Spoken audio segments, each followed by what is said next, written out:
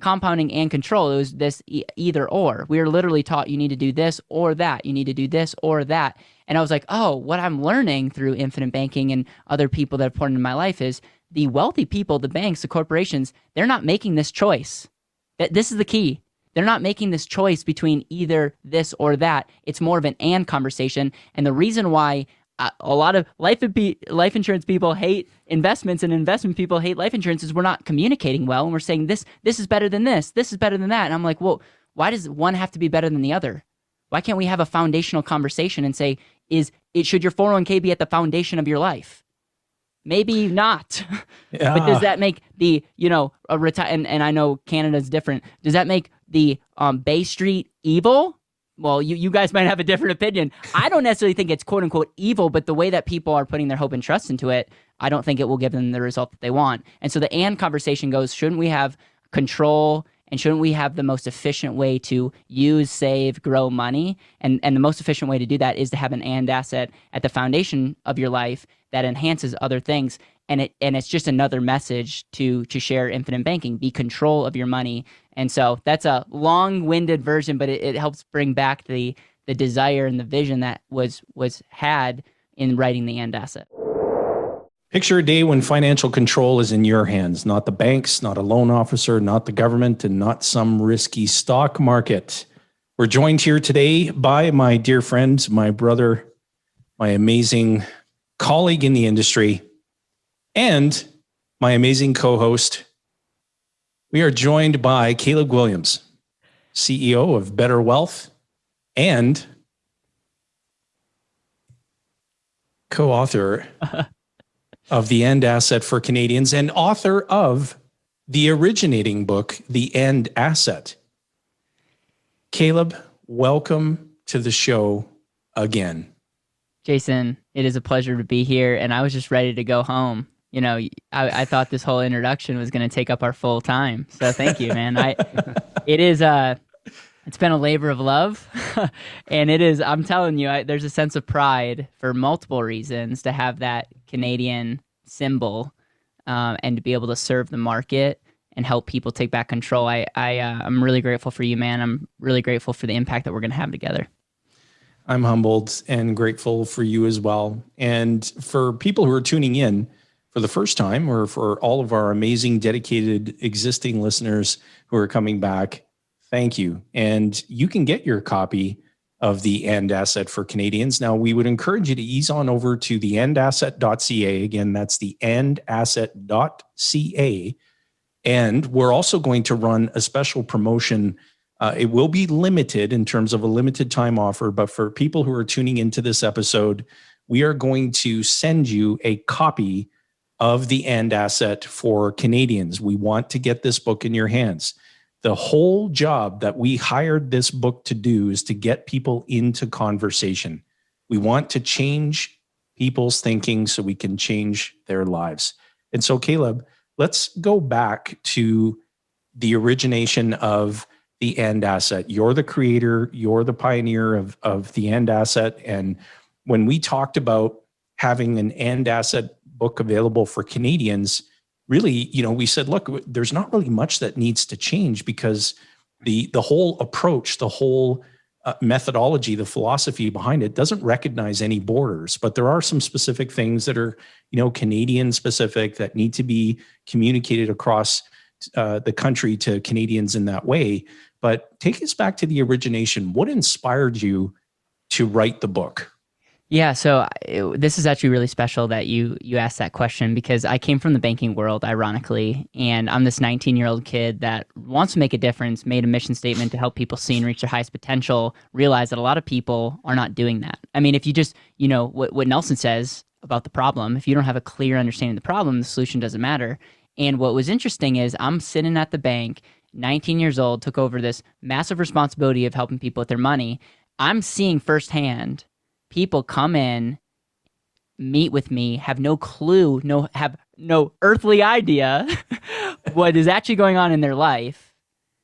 I'm seeing people give up total control of their money, buy into this idea that taxes are going to be lower in the future, not knowing what fees are, what's actually going on. And I just realized, what is going on here? Like there's got to be a better way, hence the name Better Wealth. And so that just started the mission of like, there's got to be a better way. And it's not necessarily to find a widget that gets a better rate of return. Like that's what everyone's focused on. Like what's missing here? And that's where I went down the route of discovering the infinite banking concept, meeting Nelson, meeting people like yourself, and my eyes were open. But to be quite frank, I was frustrated too, because it was like, okay, there's this powerful concept, but people are like missing it. And so the and asset really just came out of this concept of there's two really powerful forces. That compounding is this function of future value of money. You could almost put retirement into that word. It's like you're gonna delay something to have it grow for a future day that gives me benefits. Like when you think of compounding, like that's essentially what it is. It's a grow your money for a future time. And it's like everyone's focused on that. And it's interesting. The banks and Wall Street, they want us to compound their money, but how are they making money? They're controlling it. But compounding in itself is just math. It's powerful. But then I was like, okay, on the flip side, there's control, and there's the, being able to flip money, do what you're doing with your Amazon business, and like really taking that it factor, taking cash and really making things happen. And up until, me discovering these kind of concepts, it didn't seem like a lot of people were having conversations about compounding and control. It was this either or. We were literally taught you need to do this or that. You need to do this or that. And I was like, oh, what I'm learning through infinite banking and other people that have poured into my life is the wealthy people, the banks, the corporations, they're not making this choice. This is the key. They're not making this choice between either this or that. It's more of an and conversation. And the reason why a lot of life insurance people hate investments and investment people hate life insurance is we're not communicating well, and we're saying this is better than this is better than that. And I'm like, well, why does one have to be better than the other? Why can't we have a foundational conversation and say, should your 401k be at the foundation of your life? Maybe not. Yeah. But does that make the, a and I know Canada's different. Does that make the Bay Street evil? Well, you guys might have a different opinion. I don't necessarily think it's quote unquote evil, but the way that people are putting their hope and trust into it, I don't think it will give them the result that they want. And so the and conversation goes, shouldn't we have control, and shouldn't we have the most efficient way to use, save, grow money? And the most efficient way to do that is to have an and asset at the foundation of your life that enhances other things. And it's just another message to share infinite banking, be control of your money. And so that's a long-winded version, but it helps bring back the desire and the vision that was had in writing the and asset. Well, I love how you put the insurance guy and the investment guy, and they're kind of at odds with things. And, that is something that we see. It's like a comedy of errors in the industry. But I'm kind of like, well, yeah, it's like steak and potatoes. I like steak and potatoes. There's no reason why I can't have both. And so you're just, boiling it down to simplistic terms, and your book does an incredible job of that. And now that book's got a red maple leaf on it with some adjustments. And I'm guessing, a curious question I have for you, Caleb, is when you were in the process of doing this with Jayson and getting the Canadian version ready to go, how many A's and a boots did you need to move out of the book? I'm just wondering, how did the editing process go for you? Well, you said process, but you said it wrong. Process, my friend. My brother, Canadian. See, it was a lot of that was going on. How do you spell that again? It took so long. We were just making fun at each other and how we speak. I think the fundamental principles were the same. Yeah. It's some of the tax laws. There's some things that are different. And then it was really cool because Jayson added some actual chapters, his story, and some other things. And so I just think it's a very relevant book in the world. Quite frankly, I think people in the United States should read it as well, because you get that flavor of Jayson. Jayson, you are one of the most convicted people that I've had the pleasure of being alongside with. Like, you live a life of conviction, and it's inspiring. And quite frankly, that's why I said yes. Because up until I've had a lot of people wanting to do collaborations with me, and it's not that it's a no forever. It's just it was a no for that time. And It was a very clear yes because of where we were going, because we want to impact 1 million people. There's a lot of things that we want to do, and the only way to do that is to help get the message and leverage it well. And one of the best ways to leverage something is to put a message where you don't have to be the trick pony that's saying the same message over and over. And a book is an example of, like, someone can read this and not talk to Jayson and get the message. Like, that's powerful. And absolutely. and I want that to be the case in Canada. And a lot of people were getting my book in Canada, which awesome, thank you. But I think we can even create more value by speaking directly to the person in Canada reading. Meet people where they're at. That's what Nelson used to say so often, God rest his soul. And without the late R. Nelson Nash, the three of us wouldn't be having this conversation right now. And I'll never forget meeting Caleb at the annual Infinite Banking Think Tank Symposium. And there was just seemed to be an instant chemistry. And we shared wonderful conversation. We committed to staying in touch with one another. And that not too much later had blossomed into an opportunity to actually deliver a presentation to a group of people, and to also get further acquainted and connected. And it has since rooted itself in what will be undoubtedly a lifelong relationship. And if for our listeners, if you do not know Caleb Guilliams, you will. He is a rising star, and I just love being able to stand at the back of the room and be able to shine the light on him. And so Caleb, was a real honor, being able to do this project together. And we've got people lined up from our headquarters all the way to the opposite coast of our country waiting to get their hands on this book, because we've been talking about it for some time now and really drumming up a lot of anticipation. And so for listeners, again, just ease on over to theendasset.ca. That's theendasset.ca. And when you get there, you'll be able to get your hands on a copy and see some other great resources as well. And if you choose not to get a copy, as long as you leave happy, that's okay too. But Caleb, the control, the compounding, the all of these, financial terms that people hear being thrown around. I think one of the things for me that resonated so well from the original version of your book, your creation, was the simplicity in people reading it and saying, wow, I really caught it. Like it was so well written in such an easy way to grasp. It inspired them to take that next step. It inspired them to get into a conversation to say, tell me more. How can this be an advantage for me? And how can I truly realize my greatest potential as being that I am my greatest asset? And so I can't wait to get this book in the hands of Canadians coast to coast. What's special is for those of you that know my story, that reading is really difficult for me. And writing is something I'm horrible at. And I grew up as a very insecure, shy kid, which is probably shocking to you, Jason, but it's true. Very. And I was super short for my age. And by the way, I'm no Shaquille O'Neal here, but I'm, normal size now. But there was a time in my life that I didn't know, number one, if I was going to go to college. I didn't know if I was going to even get through. I didn't know if I was going to amount to much. I was frustrated because I had siblings that were taller than me. And reading, when you're 14 years old and are stumbling over your words, there's some not dark places, but it's just it's really discouraging. And what's so special is I want to share that, because I think part of the reason why the And Asset has had a lot of success is, number one, a conversation that my mom had with me. And she said, Caleb, the things that you can't control don't worry about. But the things that you can control, which for the record is most things in your life, the things that you can control, you have to go all in. And so she didn't give me a free pass and say, oh, this is tough for you. She's like, you better double down on the things that you're not very good at and make them a strength. And so that was number one, is that a shout out to my mom, but this message was very much built on tears of wondering if I was going to amount to anything. And control looks different, whether it's money, whether it's your life, whether it's being proactive. So that's one theme. But the other thing is your strengths can be your weaknesses can be your strengths in the future. So it's because I'm not going to win any IQ tests, let's just put it that way. The And Asset was taken all these amazing concepts that I can't take any credit for, by the way.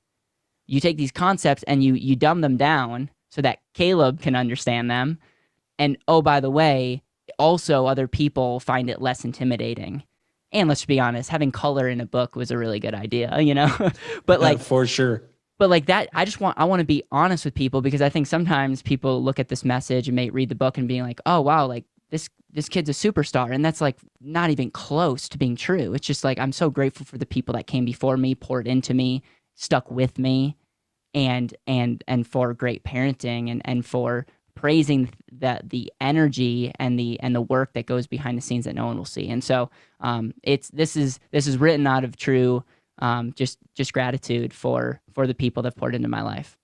The color in the book is a big thing, because I literally had someone, I'm sure it was in the last 3 days, identify how much they appreciated that there was color in your book, and you're talking about the original version, because they haven't got their hands on a copy of the new one yet. And I really appreciate you sharing that story, because that's going to be helpful for a lot of people. We have listeners, as you do with your show, listeners of all age groups, obviously, that tune into these programs. But a lot of the times we're speaking to people who have kids that are young kids, and they're anywhere from age 0 up to age 10, and then we have people that are teenagers, and then they have young adults. And so we don't realize sometimes the impact we have as parents. We know it's tremendous. And so you sharing that the story from your mom is like, not only is it how impactful that is, but if you're a parent, your mom or a father, and you're thinking about the impact you're leaving on your child, consider those words of wisdom and how you could relay a message that's important to you, to your child, in a similar fashion. You don't have no idea how much of an impact that can make for somebody. And what that's done, that sounds like that was a kickoff point for you. That was like a starting block for taking some ownership and responsibility of what you realized that you could. And then that's led to now your follow the bouncing ball. Eventually a book gets printed and written. People are buying it. People are getting a message. Now we've got a Canadian version. It's just a ripple effect. And it all stems from one great piece of advice about taking control of your life. And so the theme of control in your book, I think, is so important. Now, people have control in many areas, as you indicated, Caleb. We're focused on the money side of control, but every time you get a little bit more control over the money in your life, how does that lead to control in other areas? Can you speak to that? I think it's everything. I think it's everything. I mean, when you look at the number one asset in your life, and I just want to define what an asset is. So Investopedia will say an asset brings you something of value. Like, they literally look at the net worth, and if your assets are greater than your liabilities, your net worth is positive. Robert Kiyosaki, who wrote the book Rich Dad Poor Dad, talks about an asset as something that puts money back in your pocket.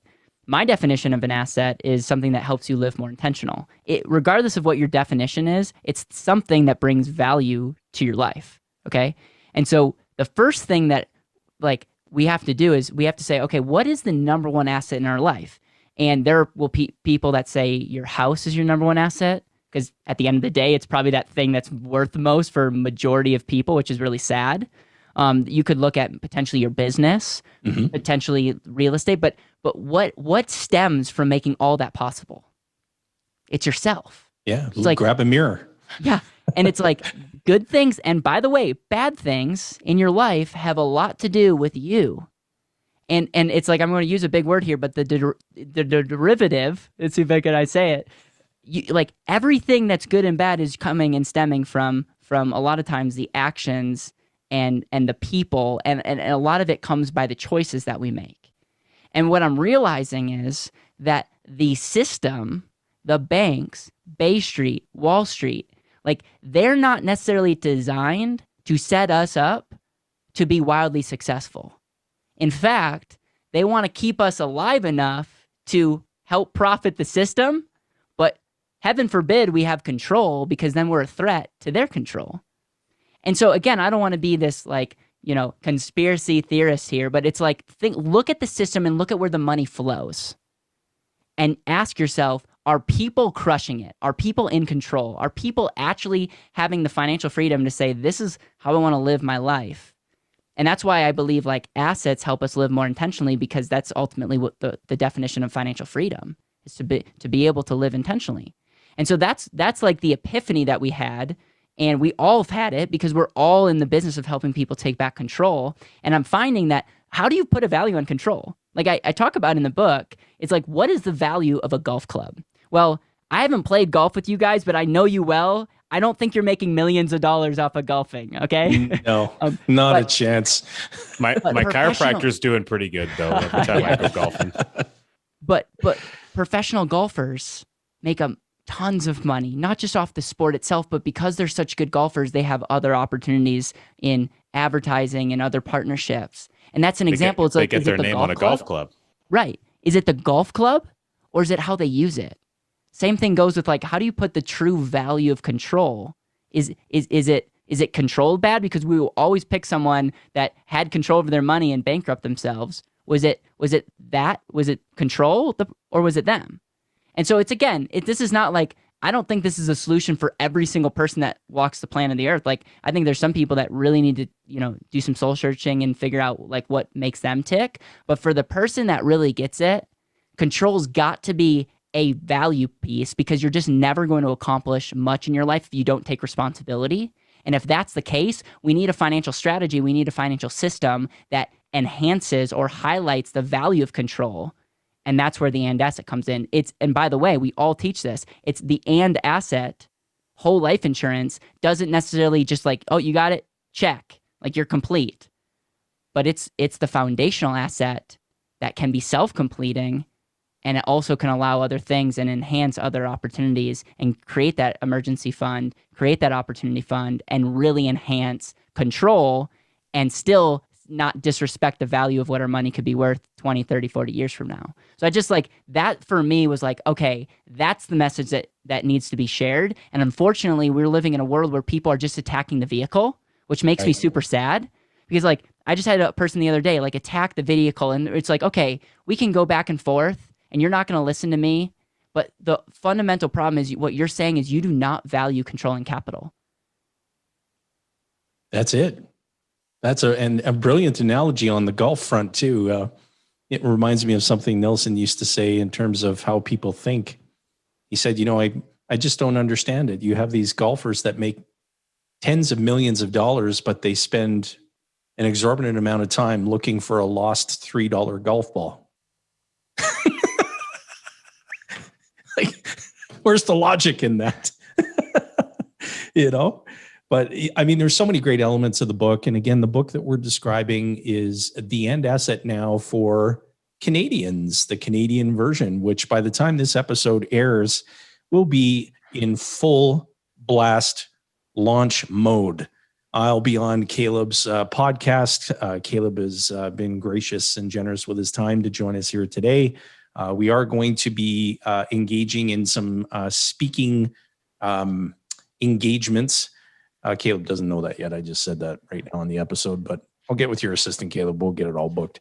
And we're going to go on a bit of a tour and really get this message out there, because I'll tell you, not only reading, but also having an opportunity to see Caleb live and in stereo and listening to one of his keynotes is not only going to be uplifting, but it'll be a very valuable use of your time. And I think when you pair the two of us together from the stage, watch out. It's going to be a lot of fun.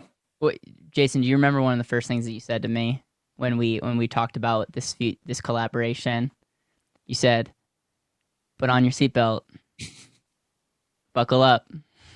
And so it's ditto. I'm going to say yes to whatever you throw at me, and I'm excited for what's to come. Likewise. And what's another key message, Caleb, that you want people to take away from the book? Yeah, a couple key things is, and you're probably like, wow, like you don't actually talk a lot about life insurance. It's important to me, and trust me, get the book, go to andasset.ca, and you'll learn all about structure, overfunding, all these nerdy things that actually make life insurance pretty attractive.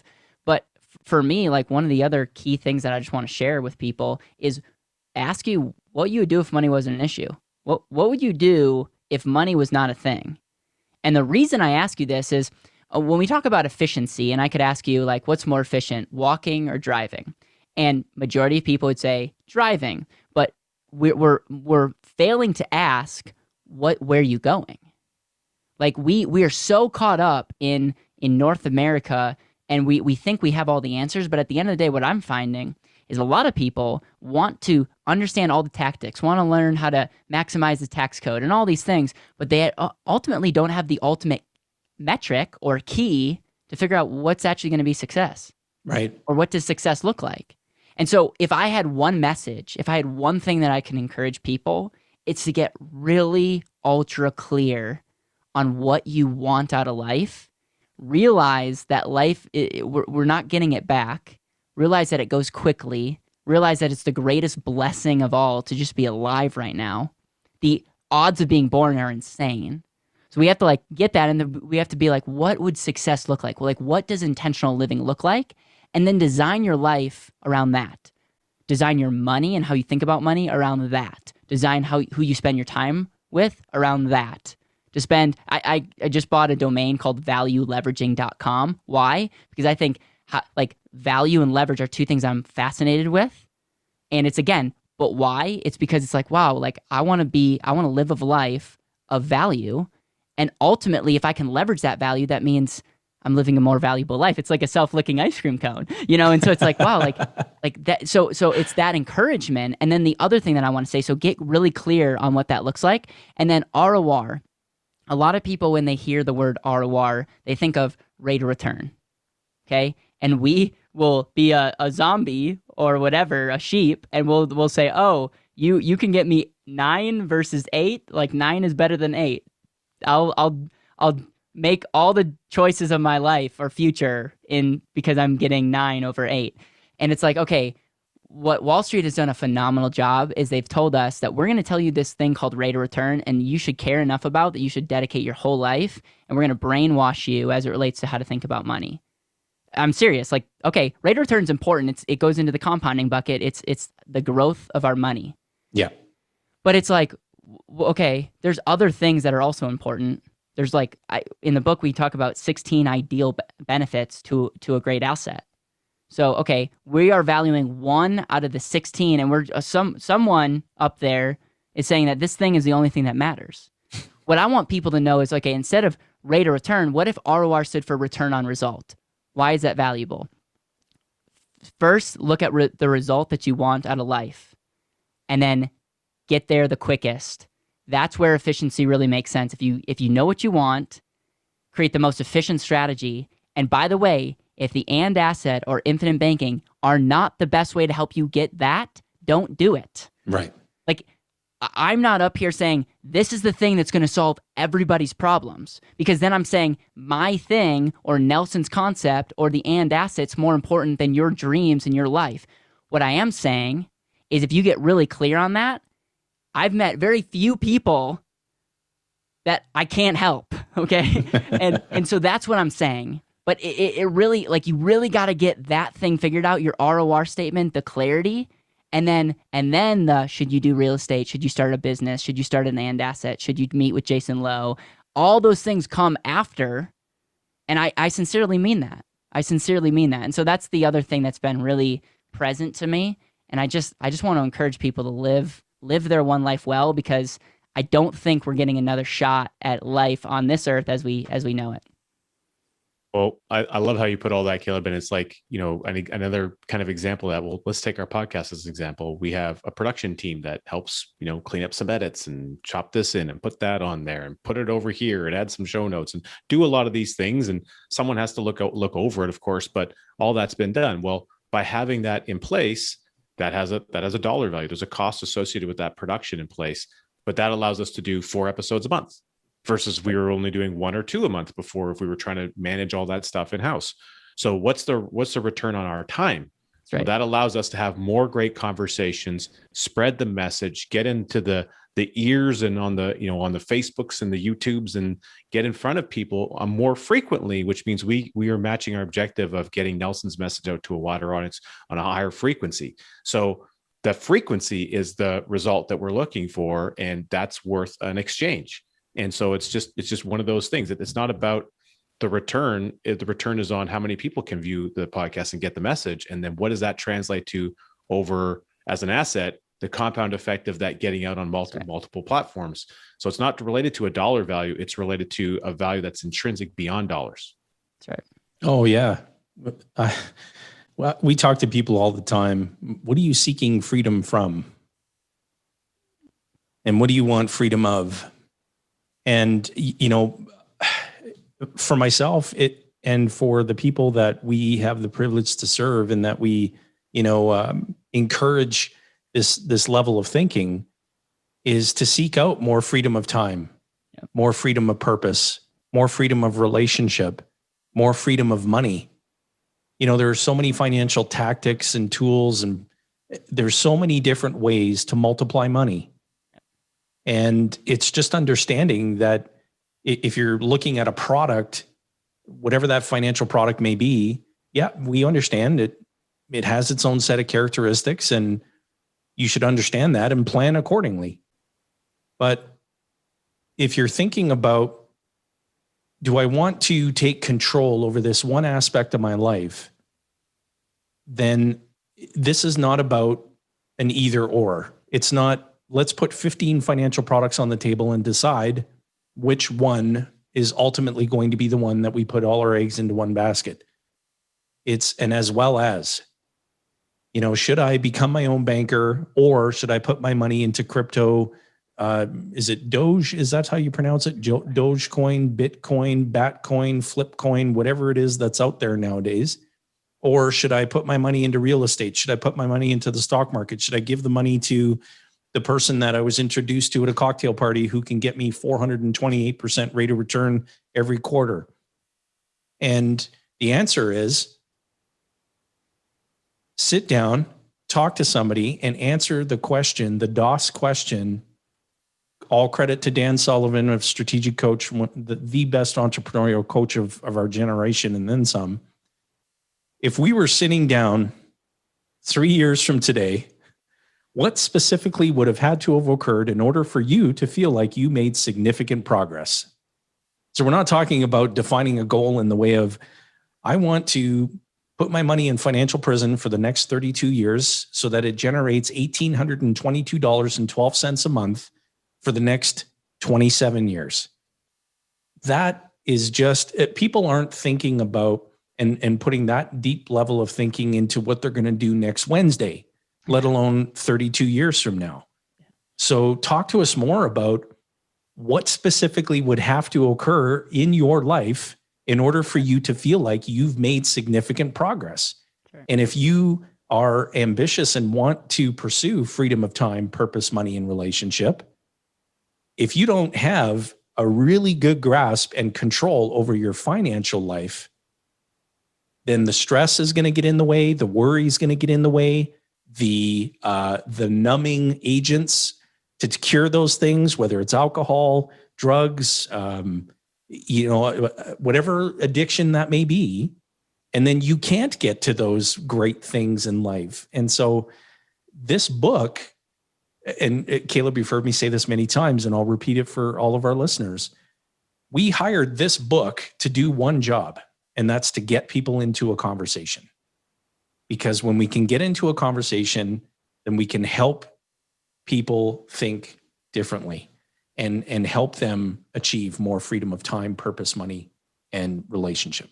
Well, and there's getting into a conversation. There's also just kickstarting a conversation inside of the brain of the reader. There's a conversation that's taking place right now. If you're listening to this, if you're listening to any other podcast, there's a conversation that's going in between your ears. And there's probably a lot of voices in there sometimes that are talking about things you should do, things you shouldn't do, and this and that and the other thing. A book like this is a way to focus that energy and that effort of the conversation happening in your head and start getting it asking you the right questions. The thing, that squishy mass in between our ears is the most powerful tool on planet Earth. Right. And if it's the smartest computer that exists, and if we are asking it garbage questions, it's going to give us garbage answers. But if we start changing the inputs and the questions that we ask it, boy, it's going to go to work and start solving problems. Yep. That's what happens. That's right. So good. And Caleb, talk to us, talk to our listeners about what gave rise to BetterWealth. What inspired you to, as an entrepreneur, to create this organization, to have since built a great team and a growing business? What was the genesis of that? What inspired you to create BetterWealth? Well, the first thing is I'm not very creative. So I'm like, okay, I want to have a company that people know kind of what we're up to. And so when we first started, it was BetterWealth Solutions, which is a long domain. And it was betterwealthsolutions.com. And we were scrappy. And the whole idea is we're going to show you a better way. That was like the vision kind of deal. And then as we went on this mission, wrote the book The And Asset, came out with the BetterWealth podcast, and just this better way was something that really would, just really encouraged everybody. I think resonated with a lot of people. And then this idea of optimize or being optimal. I love the definition of optimize because it's like take what you're currently doing and making it better. So it's like, okay, ultimately what I get fired up to do is I want to optimize what people are doing in their life and everything. And so it's like that was really key. And then we read a book called The Bezos Letters, and we talk about type 1 and type 2 decisions. Type 1 decisions are like, this will take your company, like, and it will, if someone makes the wrong decisions, like, it's going to be bad. Type 2 decisions are like, hey, this might not be ideal, but like we want to empower people to step up and really go for it. And so we tried to reach out to people that owned BetterWealth.com. No one was using it, but no one would reach out to us. And after going through that book, Al on our team was very inspired and was very proactive and found a way to get an offer from the owners of BetterWealth.com. And it was not cheap, but we made the decision as a company to say, listen, we are going to invest in something that I think is going to be a massive asset to our message and our ability to show up powerfully. And that's an example of like, if we didn't have the money, we wouldn't be able to make the move.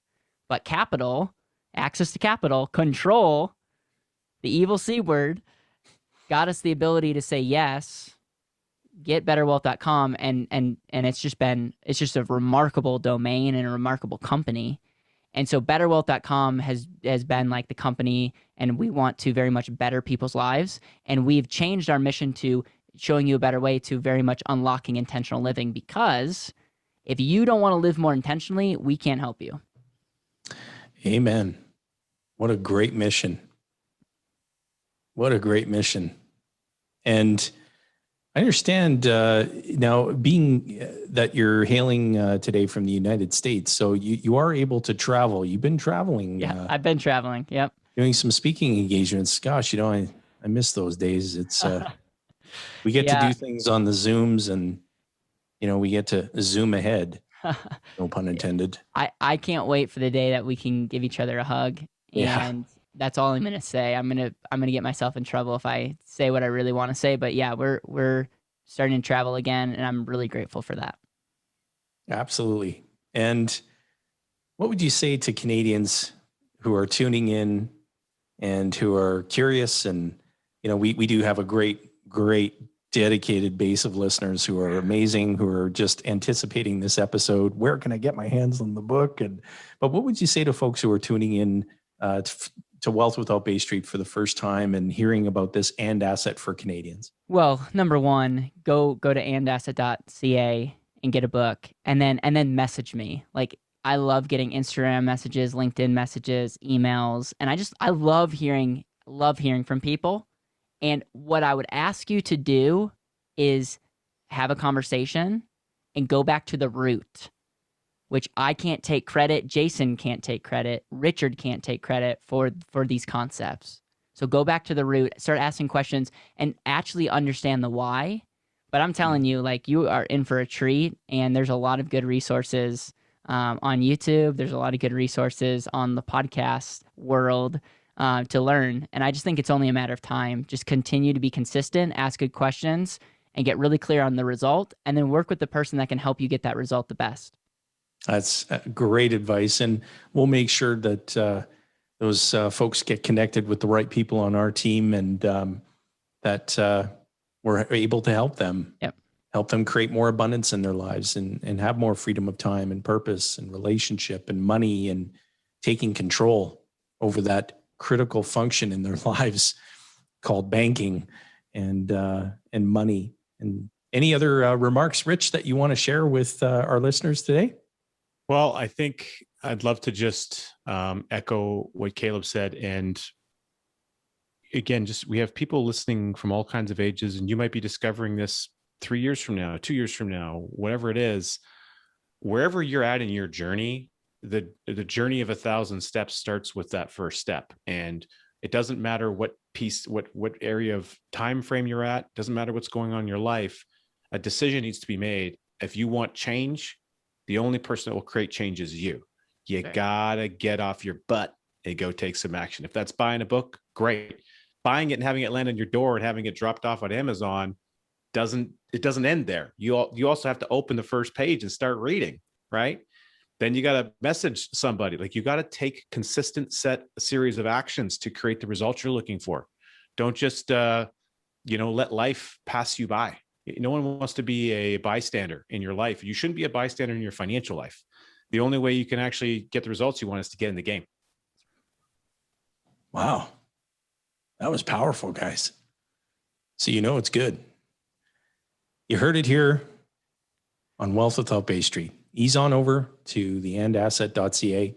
Again, that's theendasset.ca. What we're talking about is the newest release, The End Asset for Canadians, originating from the original book, pioneered, written, authored by the amazing Caleb Guilliams, CEO, founder of BetterWealth.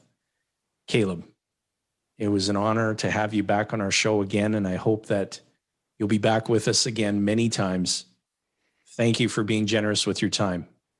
I am grateful for the both of you. I'm a better human being because both of you guys are in my life, and I'm grateful for what's to come, and I'm grateful to slay some stages with you, my friend, when we can. So it's I just don't want Pat Quinn there, though. I don't want Pat Quinn there because he's one of the toughest coaches. But I love the guy. I say that in good humor. He is an amazing coach. And boy, did he ever give me some good pointers in a pretty direct way. And I really respect him for that. But yeah, we will definitely be slaying some stages. I can promise you. I love it, man. I love it. And it's going to be, this is what I'll say. In the words of Jayson Lowe, get your seatbelt on, ladies and gentlemen. Get your seatbelts on. That's awesome. And for our listeners, if you're on the YouTubes, just take a look up there, or maybe it's up there. It's got to be on this side. Up there, there's going to be some additional videos that we recommend that you continue your journey of learning. We sincerely appreciate you tuning in. And if you're tuning in from your favorite podcast platform, thank you. Thank you for joining us on this episode. Get your hands on a copy of The End Asset for Canadians. You'll be glad you did. And we want to wish you and yours a terrific rest of your day. Thanks for being with us.